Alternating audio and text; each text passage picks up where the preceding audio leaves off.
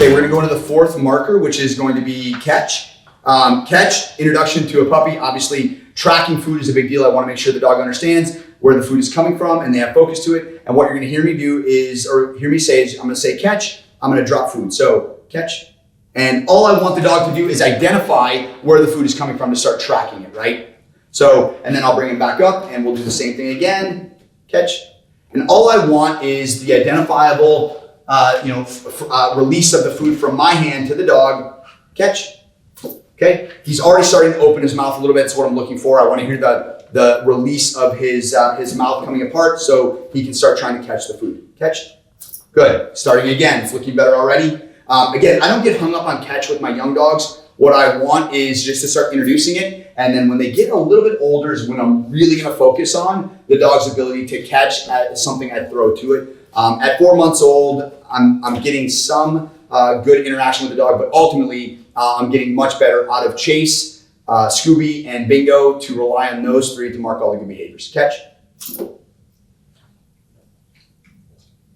Catch.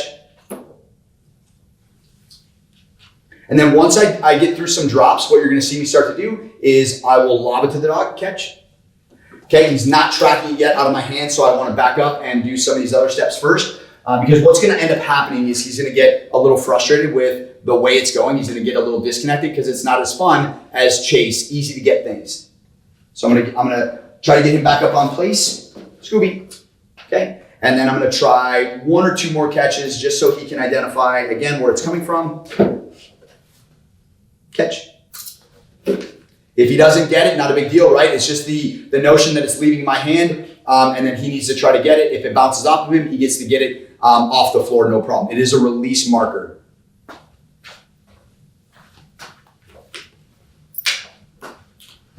Scooby. Okay, one more time. Catch. Ooh, yeah, he almost had that one. That was a good one. He opened his mouth a little bit late. And again, if I drop one or it bounces off of him, he can grab it. And then I'll just try to position myself again.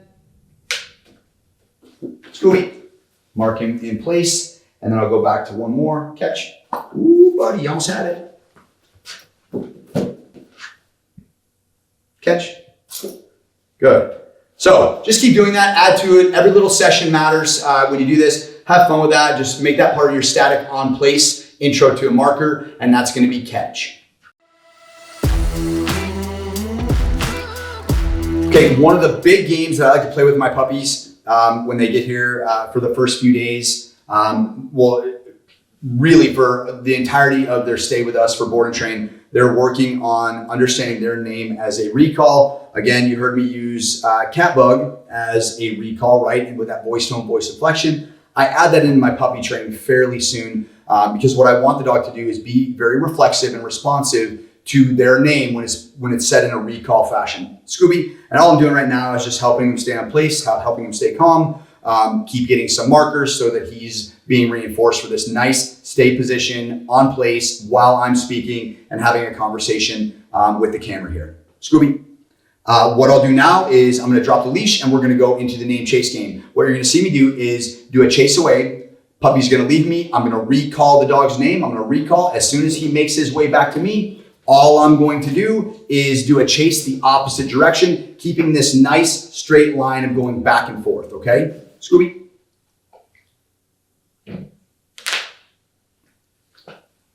Scooby. Okay, I'm gonna load up my hand. Again, if I'm doing marker loading or I'm doing this game, I wanna be very fast in what I'm doing. So you'll see me have treats loaded in my hand. Chase. Ghost. Chase. Ghost. Chase. Ghost. Chase. Ghost. Chase. Ghost. Chase. Ghost. Chase. Ghost. Bingo. Good boy. Job. Good. And I go through and I want that to be intense, right? And if I have bigger space, if I have bigger spaces to work this, what I want to do, Scooby, is I want to really open this up and have fun. Let him get a lot of energy release out. Bounce around a little bit, grab the treat, but ultimately the second I say his name, he was very responsive to his name already. Ghost, ghost, bingo. And those little noises I'm making, things like that, things to help grab his attention are going to be beneficial for you when you really start working. Ghost, bingo.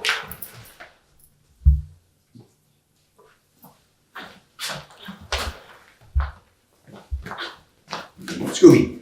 Be really beneficial to, by all means necessary, grab the dog's attention. If he is off leash or has a drag leash, I like when I'm doing my first lessons with my puppies, Scooby, I like to have a drag leash or something to grab in the event. Puppy, puppy, puppy, ghost. Ghost, Scooby. Good, and remember, I want to try to reward, if I'm recalling him back to me, I like marking the recall to really grab the dog's attention. And then if I'm standing by place, what I will wait typically for is the ability for the dog to jump back to place and then reward the Scooby in place on place marker here.